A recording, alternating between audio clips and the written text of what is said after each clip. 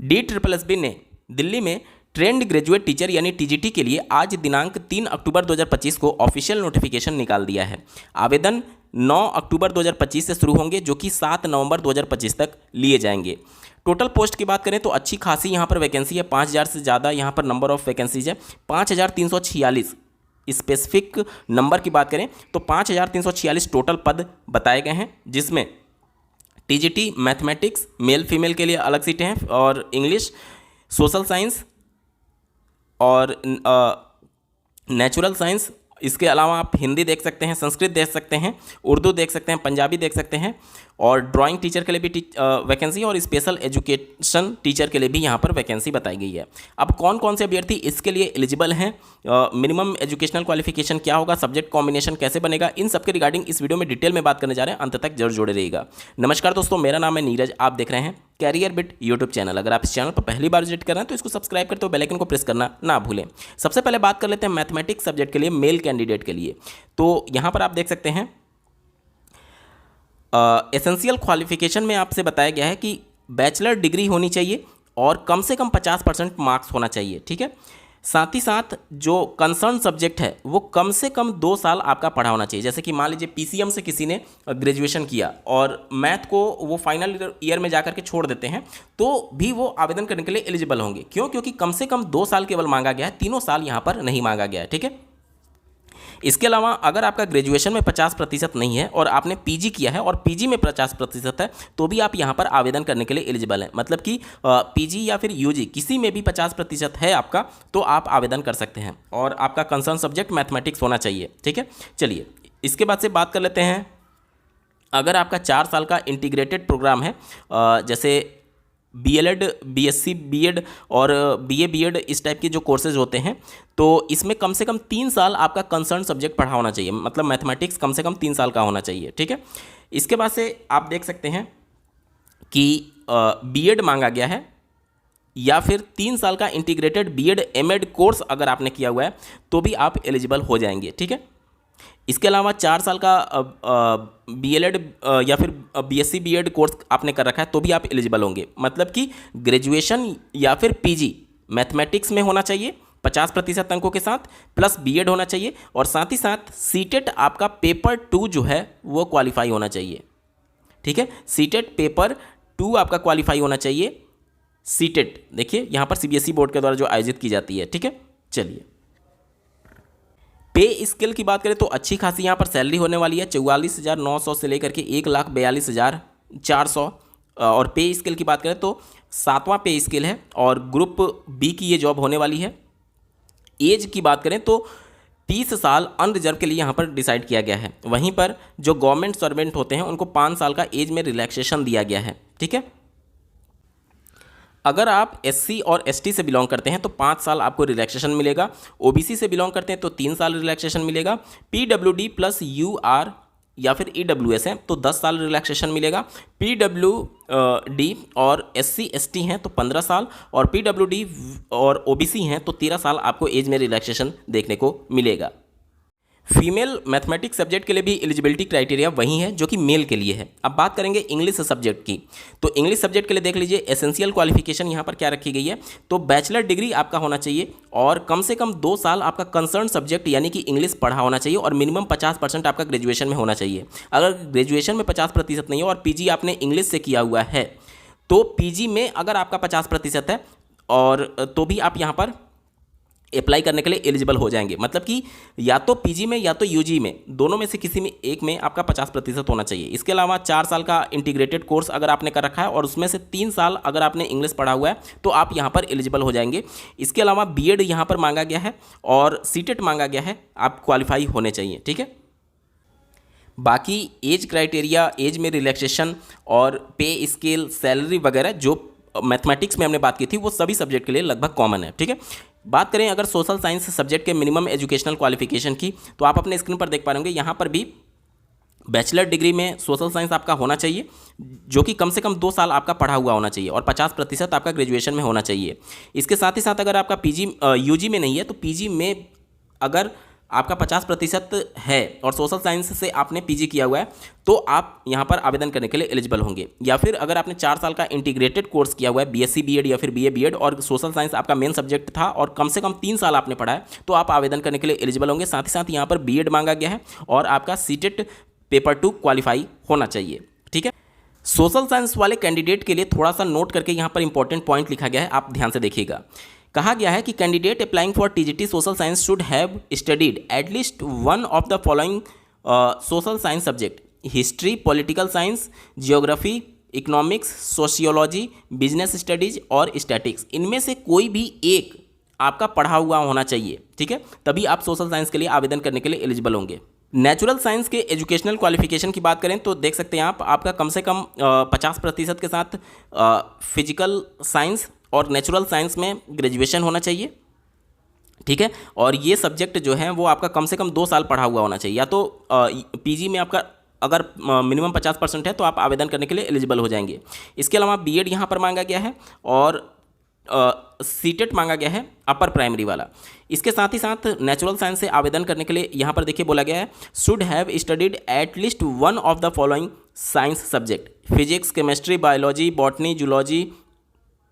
ये जितने भी सब्जेक्ट आपको दिख रहे हैं इनमें से कोई भी एक सब्जेक्ट आपका पढ़ा हुआ होना चाहिए। मतलब कि इनमें से कोई भी एक सब्जेक्ट आप 2 साल के लिए पढ़े हुए हैं तो आप नेचुरल साइंस से आवेदन करने के लिए पूरी तरीके से एलिजिबल हो जाएंगे।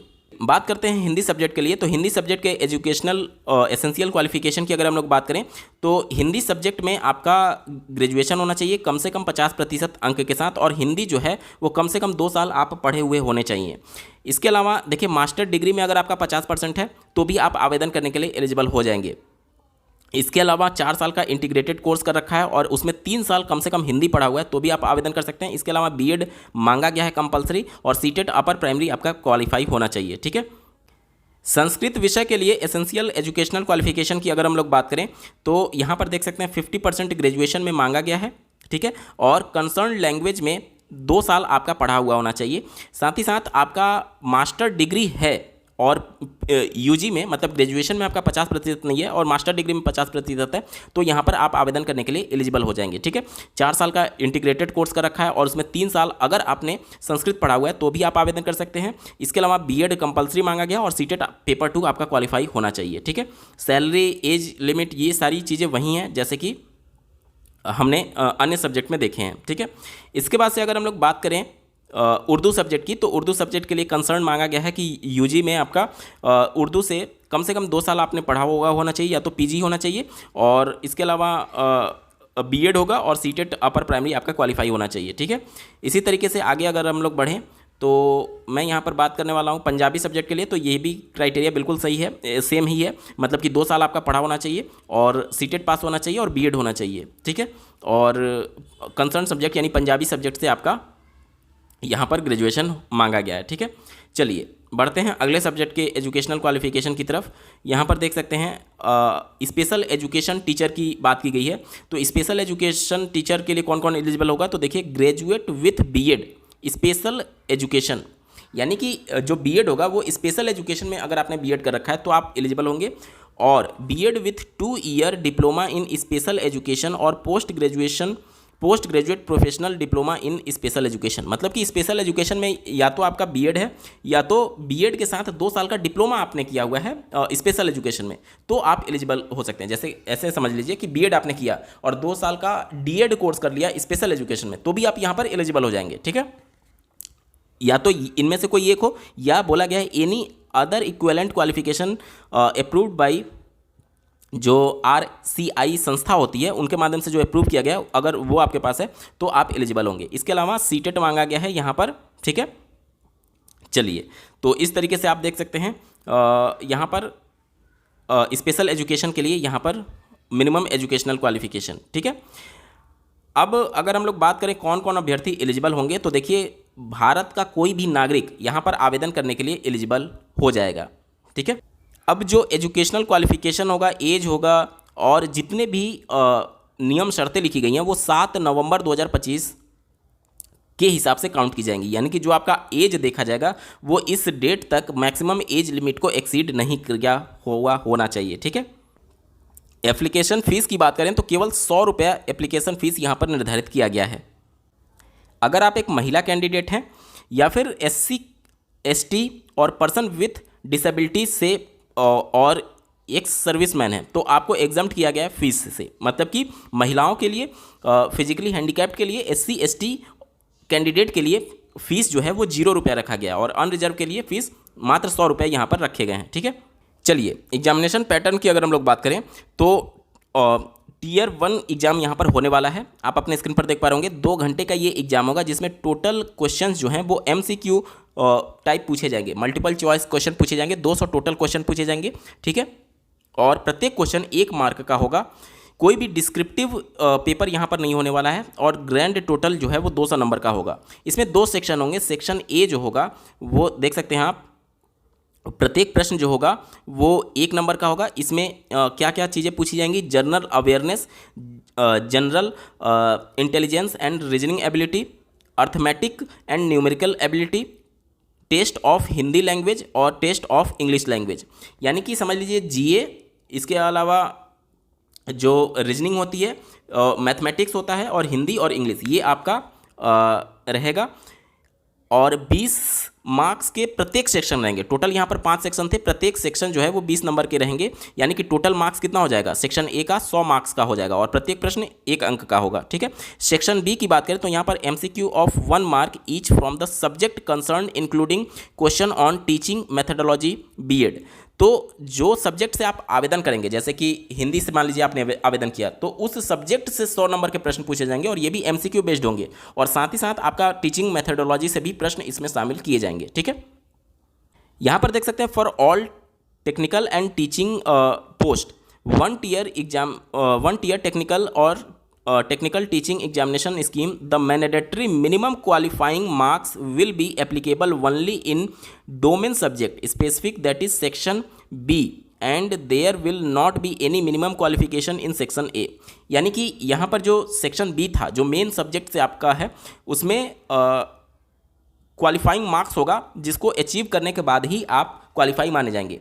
और यहाँ पर नोट करके ये भी लिखा गया था, देखिए जो फाइनल मेरिट बनाई जाएगी, देखिए combined marks of both section A and section B will be reckoned for preparing the final merit। तो दोनों को मिला करके यहाँ पर फाइनल मेरिट बनाई जाएगी। ठीक है, A और B दोनों को मिला करके। नेगेटिव मार्किंग की बात करें तो यहाँ पर 0.25 नेगेटिव मार्किंग होगा, यानी कि 1/4, यानी कि प्रत्येक एक गलत उत्तर पर आपके 0.25 मार्क्स जो हैं वो काट लिए जाएंगे। ठीक है, चलिए यहाँ पर आप देख सकते हैं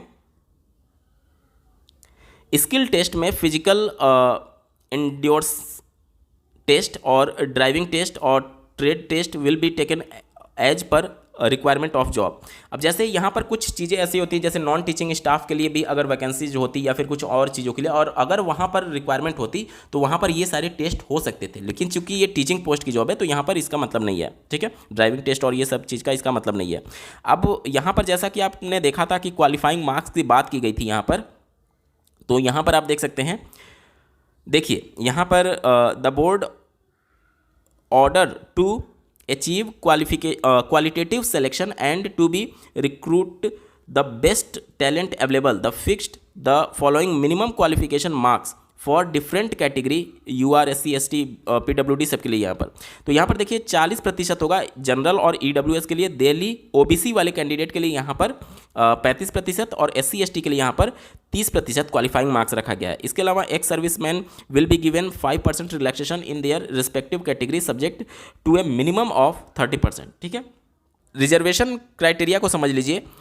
देखिए the candidate has to select the particular category when applying online for post number, request for change category shall not be entertain. मतलब एक बार जो आपने कैटेगरी चुन लिया वो बाद में बदला नहीं जा सकता है। ठीक है, इसके बाद से देख लीजिए, अगर हम लोग बात करें OBC कैंडिडेट के लिए, तो OBC कैंडिडेट के लिए यहाँ पर थोड़ा सा नियम शर्त अलग होता है। जैसे कि only OBC Delhi candidate notified by government order number this and this. देखिए यहाँ पर साफ लिखा गया है OBC आउटसाइड, मतलब दिल्ली के बाहर के जो OBC कैंडिडेट हैं वो candidate will be treated as unreserve category and they must apply under UR category. मतलब कोई डाउट आपके मन में नहीं होना चाहिए, अगर आप दिल्ली के बाहर के रहने वाले हैं तो ओबीसी रहते हुए भी आपको अनरिजर्व को ही सेलेक्ट करना है। ध्यान से सुन लीजिए, दिल्ली के बाहर जितने भी कैंडिडेट हैं वो ओबीसी रहते हुए भी अनरिजर्व कैटेगरी ही सेलेक्ट करना है। बाकी जितने भी कैंडिडेट हैं जैसे एससी हो गया, एसटी हो गया, पीडब्ल्यूडी हो गया, तो वो अपनी कैटेगरी ही सेलेक्ट करेंगे, चाहे वो दिल्ली के हों या फिर दिल्ली के बाहर के हों।